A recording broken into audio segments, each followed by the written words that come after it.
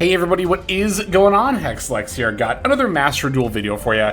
We're doing another tier list because we've had the new ban list announcement, and I wanted to make sure that we talked a little bit about some of the changes that are moving forward in the current meta. We've not only seen some hits to very popular and or powerful decks like Cool Tune and Sulfur Yummy, but on top of that, we are also seeing some unlimits, more notably for Kashira Fenrir, which is definitely something people have been talking about, been a little bit worried about too in the current metagame. So we're going to go ahead and dive right on in. Before we do, though, I want to, of course, up top give, as always, a huge shout out to YouTube members and Patreon subscribers. If you want to see content like this early, at least a couple of days, but sometimes even up to a week early, then you'll definitely want to join as a YouTube member. That way you can see all uploads when they are uploaded to the channel, as opposed to when I schedule them out. So you can check that out and the join button down below next to subscribe.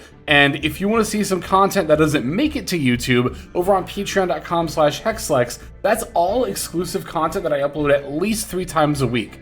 We do Q&As, we look at cards as they're revealed in the OCG, we look at replays I don't have time to cover here on the main channel, and other stuff as well. So all support is very much appreciated, and that includes just sticking around and watching. So thank you all so very much. But anyway, let's go ahead and get right on into this metagame breakdown. We're going to start with the big one, at least as far as like changes go, and that's going to be for Kashira. So like I kind of alluded to before, there's a lot of folks that are not like the most thrilled about Fenrir going back to 3 because people tend not to like Kashira as a strategy. It makes sense. People don't like their cards being banished, people don't like their zones being blocked. However, even with Fenrir going back at 3, I really don't see Kashira breaking into even tier 3. I think it's going to remain a rogue level deck that you will most often see at lower ranks. And the reason for this is quite simple. I don't think Kashira has the power or consistency to keep up with the current meta. Just yesterday, or should have been yesterday, depending on what the upload schedule looks like, but just yesterday we talked about possible decks that we could use 3 Fenrir in, and we spent a lot of that video talking about Kashira in particular. And yeah, I think the deck is still very much lacking starters, and even when it has its most idealized end board, it's something that even a single Raigeki can clean up in an instant. So I really don't feel very threatened by Kashira, even with 3 Fenrir. I think it's going to remain a rogue deck. I don't even think it's going to be the most powerful rogue deck on this tier list, by the way. We'll get to that, I guess, whenever we get to more rogue decks. But for the time being, let's talk about Blue-Eyes a little bit. I want to put Blue-Eyes in tier 3. I've compared Blue-Eyes to Sword Soul a lot lately. You could make an argument for this being lower tier 2, and I think that would be just fine, but I think there's going to be quite a few of these decks that make it to tier 2, so we'll just keep it towards the top of tier 3 for now. But yeah, like I said, I've compared Blue-Eyes to Sword Soul quite a bit lately, as far as it not only being a very simple synchro-based deck, but it's also just kind of getting power crept as time goes on. Now, the Legendary Overcollection will have some more Blue-Eyes cards. I don't know if they'll be the most helpful for Blue-Eyes, but it's nice to know that being such a popular anime archetype, this deck will likely get more support in the near future. So definitely a deck to keep your eye on, and definitely not a bad deck, by the way. Any deck in tier 3 or rogue or anywhere on this tier list is definitely solid enough to reach Master 1 or top a tournament, you know, with the right dedicated pilot. And of course, there are many other decks not featured among these 25 specifically that you could say the same thing for. But yeah, I think Blue-Eyes in tier 3 is fine for now. I'll continue to put Orcust towards the bottom of tier 2 like I did last time. It might seem a little bit weird, but if you actually look at the in-game win rate of Orcust, it is comparable to Dracotail. As far as the last official in-game update is can be trusted, I think both are at, what, 54%? So yeah, I think Orcust, although it's really easy to look at it and say it's been power crept, I think really more what's been happening is that Orcust has some pretty naturally poor matchups in the meta. It kind of comes down to relying on the field spell, right? There are a number of decks that can really simply answer the field spell. You know, Cool Tune's got Reco, and they can do that at pretty much any moment, even during turn 0 with Clip. They can start popping your orchestrated babble. You know, Dracotail can bounce with Arthelion, so on and so forth. So I think that Orcust is still a very powerful archetype though, and especially given how flexible it is, you can play it with so many different engines, plays right through Joel and Lockbird. I think it is actually a little bit more notably stronger than Blue-Eyes right now. I think that's fair. RB. Didn't talk about this on the last tier list, but I slept on RB pretty hard. This deck has been performing quite well. If you wanted to put RB at the bottom of tier 3, I would not fault you at all for that. I think I'm going to end up putting it at the very, very top of Rogue, but it's close. I think RB is definitely a very solid meta contender, and definitely not a deck you should sleep on. It's really good going second for its ability to board break and OTK, but even going first, it can set up some pretty scary end boards. And for all intents and purposes, it's a machine link deck. It's not just the RB strategy. You could incorporate a lot of different machine-based strategies with an RB basis. Hero! I'm also going to put in Rogue a little bit above Kashira. It's a deck I've been still seeing quite a bit of since its latest wave of support in not the last selection pack, but the one before. And of course, when we think about the future and look at sets like the legendary Overframe collection, Hero is going to get more relevant as time goes on. Clay Guardman got announced in the OCG recently. Again, we cover these announcements as they come out on the Patreon, patreon.com/hexlex. But yeah, Hero, I think even though it's still in Rogue, it's quite a powerful deck. It's alongside RB, a deck you could make a solid argument for it being towards the bottom of tier 3, and I would not fault you at all for that. Dark Magician, I think is pretty comparable to Kashira right now, but still a little bit better. And like a lot of these other archetypes we've talked about from, the anime series, it is going to get a lot more support in the near future. I know Dark Magician Yummy in particular has been really tearing up in the OCG. Well, not really tearing up, it's not like a tier 1 deck, but compared to other Yummy variants, it's been really tearing up. So I'm really eager to try that out once it comes here. The Dark Magician support in general has been getting really, really good and interesting. I really like Dark Magician of Destruction, allowing this deck to be used as a sort of engine. But as far as dedicated Dark Magician decks go, I think it's probably still just going to be Rogue for the time being. White Forest Azamina. I'm probably going to put towards the top of tier 3. Another deck you could make an argument is tier 2, and I wouldn't fault you. I just haven't been seeing it around a lot, and it does feel like it's maybe a little bit weaker compared to some of the other meta decks right now, but definitely not a bad deck by any means. Lunalight, I think, does kind of edge into being tier 2 a little bit more, especially in a format like Master Duel, where the Liger Dancer is a lot more difficult to out because, of course, side decks aren't a thing. So if you're not playing a main deck out to Liger Dancer, then you are going to have some trouble if it hits the board. Now, granted, there are other ways to out it. The easiest, of course, being to just stop the Lunalight combo line with your hand traps going second and or, end board going first, but it can also be battled over, which is a lot easier to do in the current meta when you think about like Cool Tune RS, right? Can very easily overpower the Liger Dancer in a lot of scenarios. So I think Lunalight might be a little bit weaker as a result of that, but not significantly. I think it's still a really, really solid tier 2 deck. And I think you could also say the same for Odeon. I'm just going to throw it right up there. Not much has really changed with it, so I'll just leave it up here for the time being. Now, Sky Striker is in a very interesting position right now, where as far as like what the deck has access to, not much has changed, but I'm gonna put it in tier 2, kind of next to Odeon right here. And that probably looks a little bit weird, right?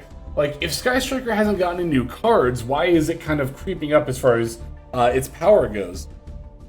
And that's actually for just how good of a matchup Sky Striker has against Cool Tune. Really, if you think about it, right?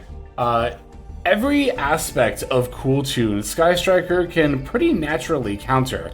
The extra deck ripping is totally fine because you play 2, if not 3, of pretty much all of your extra deck monsters, and especially your most important ones. The hand peeking, well, if your hand is full of cards like Engage and Upstart Goblin, then that's not really helpful for the Cool Tune player to look at, because you're just going to draw and search more things that aren't in your hand, leaving them with a lot less control over what they're able to see and then counter. Same with Q looking at the top of the deck. Like, yeah, they can peek at those cards, but you're just going to draw and search probably past that anyway. So does that really have that much relevance, right? And of course, there's the fact that Cool Tune is weak to a lot of board breakers, stuff like Super Polymerization among other cards, and those going second spell-based board breakers are really easy for Sky Striker to play. Not only that, but even down to trying to use effects like Mix and Recco against Sky Striker is really difficult, because if you try to like mix their Ray, they're just going to chain Ray's effect. If you try to Recco their back row, they're just going to chain their quick play spells. So it becomes actually kind of difficult for Cool Tune to have a good matchup against Sky Striker. Also consider that Sky Striker in the near future will be getting some pretty good spell cards. Whenever the new branded support comes out, the Fallen and the Virtuous, that is a great board-breaking going second spell card, which Sky Striker will absolutely make use of. That and also Forbidden Crown, whenever we get that, is a very prominent quick play spell card. Now granted, these will be used in more than just Sky Striker, but Sky Striker especially loves access to spell cards like these. So don't sleep on Sky Striker, even if they're not getting any more actual Sky Striker cards. The deck's position in the meta is shifting for the more favorable. And on top of that, I really do think that these new spell cards, by virtue of being good generic going second cards alone, will also boost the power of Sky Striker in the near future. But even for now, I would make an argument that it's definitely a lower tier 2 deck.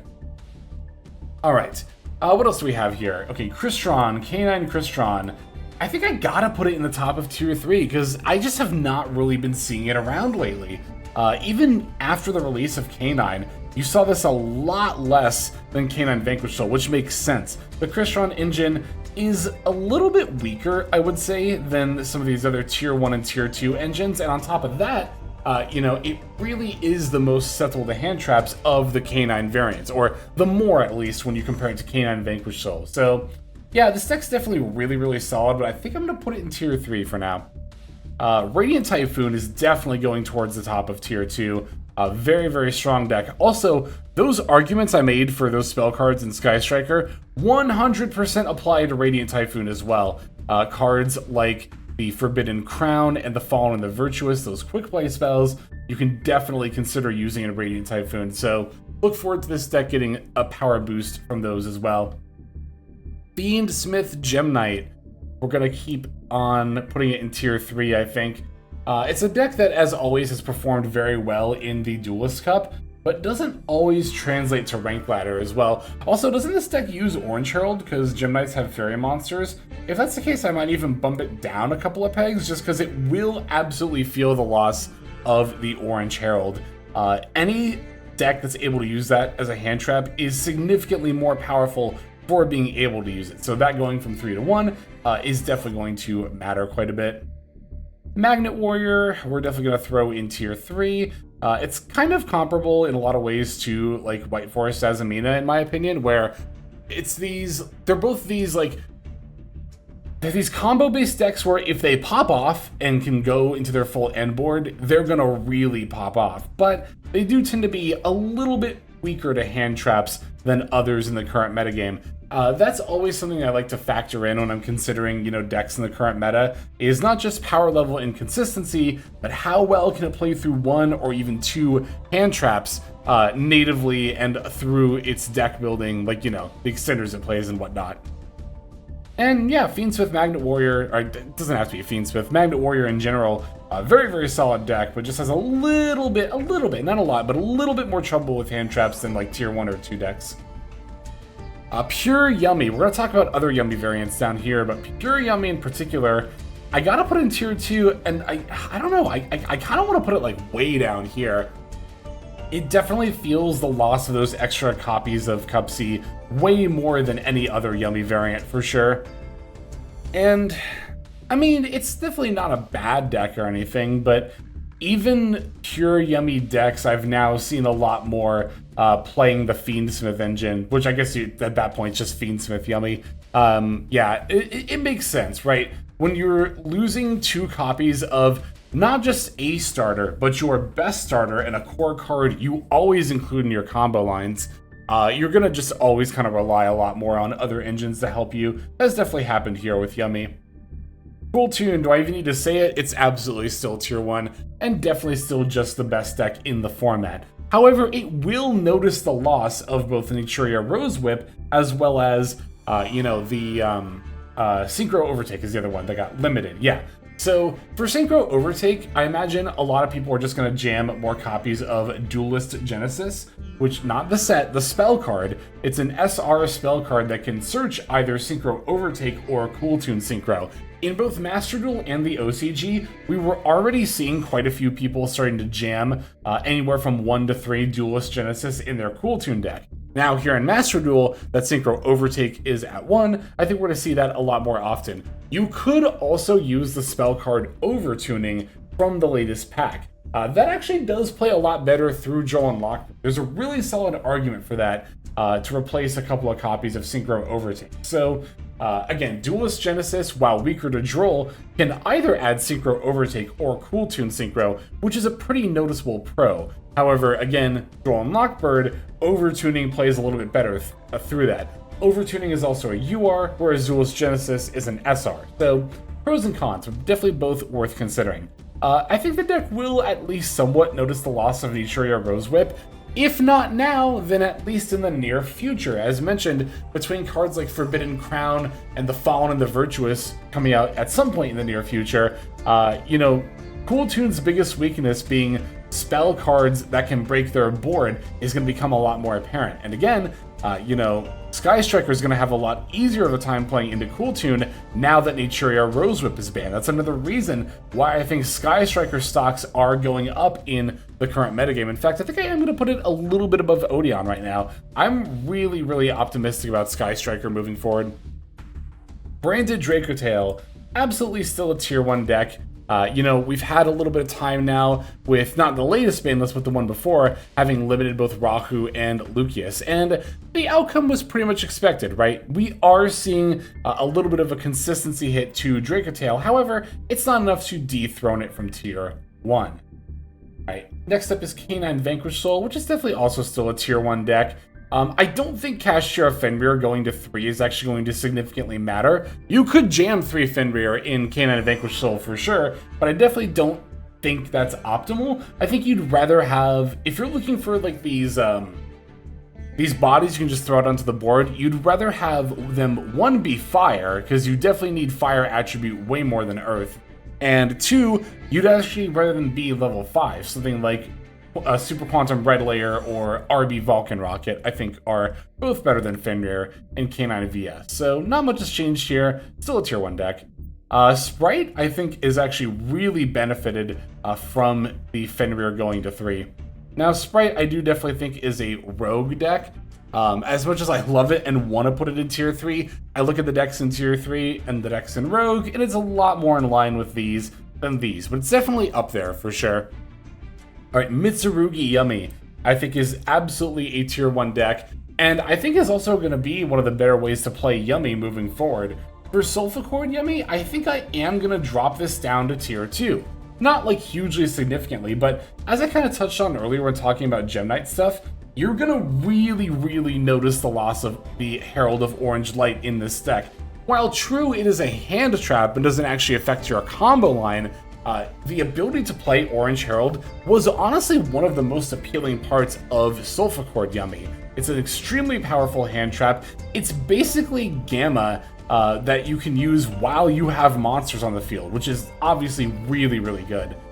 So yeah, not having access to one of your strongest tools nearly as often is going to be something you notice a lot in Sulfur Yummy. And like I said, Orange Herald was a lot of the reason to play this Yummy variant specifically. Without it, I think Mitsurugi Yummy does become very noticeably better. But I also haven't really played Sulfur Yummy, so I could be missing the ball a little bit on this one. This could still be a tier 1 deck, but I'm going to leave it like this for the time being. Malice, yeah, I'll put it like here in tier 2. I think that's fine. Maybe a little bit blue. Yeah, that's good. Okay, Raizio Mitsurugi, I actually do think is still a tier 1 deck. You could make an argument for putting it, like, here. Actually, ooh, I might leave it here. That might be the spot for it. Meh. I'll leave it up here. I really do think this deck is really solid. I think it's just a lot of, like, people who are on it are now on Cool Tune more than anything. But just because the deck isn't seeing play doesn't mean it's not strong. Yeah, I'll leave it here for now. I think that's fine. Rose Dragon did get some more support in the latest selection pack. We've had a little bit of time to see how it plays out, and I think it's still a little bit on the weaker side, unfortunately. And as far as branded goes, I'm going to continue to put it at the top of tier 3, but only until the latest wave of branded support comes out. I did talk about like the Fallen and the Virtuous with certain other decks, but I didn't necessarily let the prospect of future support influence where I put these cards right now. But absolutely, when the new branded support comes out, this will be a tier 1 deck. This will probably be just like the second best deck in the meta behind a Cool Tune, if not the best. But I think it'll probably be more like this. But until that new support comes out, I'm going to keep branded down here in tier 3. Okay, looking at this, and yeah, I like the position of where everything is at. I think this is a pretty decent representation of the current meta. The most speculative placement on my part is Sky Striker here in the middle of tier 2. But again, it's got a really good matchup against Cool Tune, especially now that Natria Rose Whip is going to get banned. And I think for that reason alone, it's definitely something not to sleep on, and something that is probably more around here in terms of its power level. But definitely let me know what you think as well in the comments below. Always eager to hear from you. For the time being, though, I think that's going to go ahead and do it. So this is Hexlex. I'm about to sign out. But before I do, let's make sure we move on to our intro. So that way, or our outro, rather, that one. That way we can thank our YouTube members and Patreon subscribers. Hey everybody, Hexlex here. Thank you so very much for watching all the way to the very end of the video, which by the way is one of the best ways to support the channel. Speaking of supporting the channel, take a look at the names on screen. These are folks who have been so generous as to either join as a YouTube member or subscribe over on patreon.com/Hexlex to support. There's also perks for doing so. If you would like to see YouTube videos early, as well as some exclusive videos that get uploaded to YouTube, but for one reason or another I decide not to publish, definitely go ahead and hit that join button to see content early, as well as some exclusive content. If you're looking for more exclusive content, over on patreon.com, I upload exclusive videos that are not posted on YouTube just about every single day. Whether you choose to subscribe over on Patreon, join as a YouTube member, or simply continue to watch, your support is greatly appreciated. Thank you so very much. But for now, this is Hexlex. I am signing out, and I hope that you have a fantastic day.